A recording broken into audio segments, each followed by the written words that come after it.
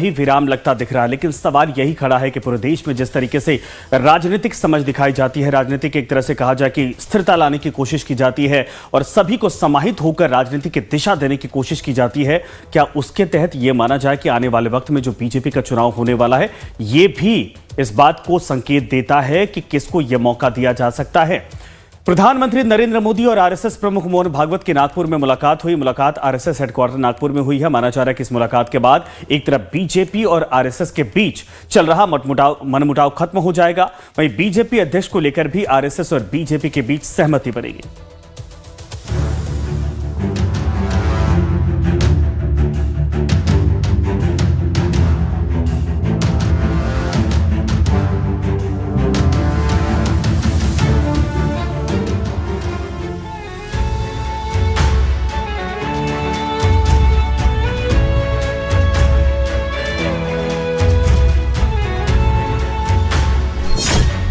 संघ के लिए सेवा ही साधना, हमारा मंत्र, देश से देश, राम से राष्ट्र। पीएम नरेंद्र मोदी ने आरएसएस की तारीफ की। पीएम मोदी और आरएसएस प्रमुख मोहन भागवत की ये मुलाकात यूं ही नहीं है, क्योंकि पीएम मोदी तकरीबन 12 साल बाद नागपुर आरएसएस मुख्यालय गए।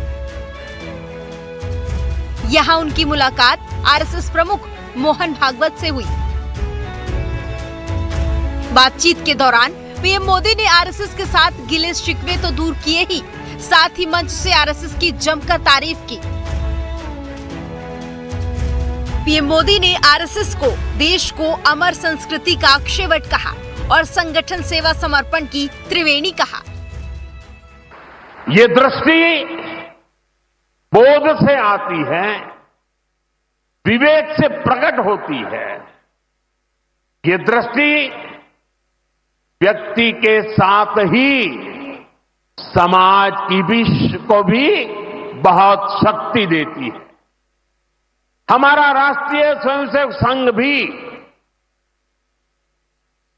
एक ऐसा संस्कार यज्ञ है जो अंतर्दृष्टि और बाह्य दृष्टि दोनों के लिए काम कर रहा है।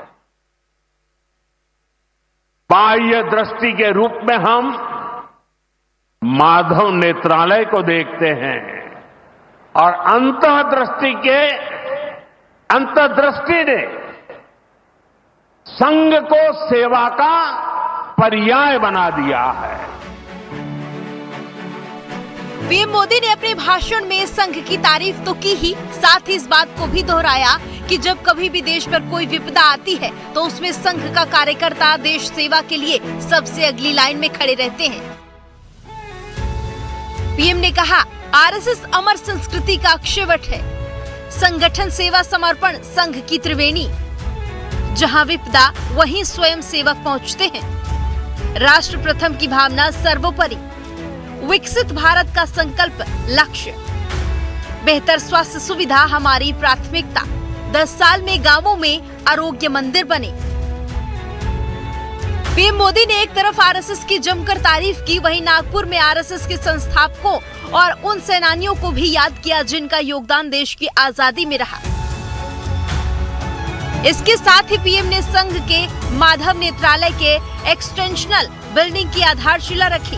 प्रधानमंत्री मोदी ने 34 मिनट के स्पीच में देश के इतिहास, भक्ति आंदोलन की बात, संतों की भूमिका, संघ की निस्वार्थ कार्य प्रणाली की बात, देश के विकास, युवाओं में धर्म संस्कृति का उल्लेख, स्वास्थ्य सेवाओं के विस्तार, शिक्षा की जानकारी, भाषा और प्रयागराज महाकुंभ की चर्चा, संघ की तारीफ करते हुए पीएम ने कहा, राष्ट्रीय चेतना के लिए जो विचार 100 साल पहले संघ के रूप में बोया गया, वो आज महान वट वृक्ष के रूप में दुनिया के सामने है।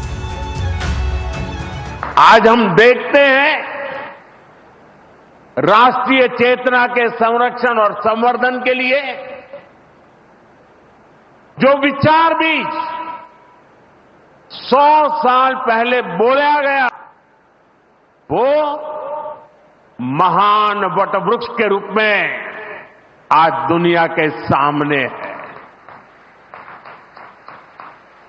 सिद्धांत और आदर्श इस वटवृक्ष को ऊंचाई देते हैं।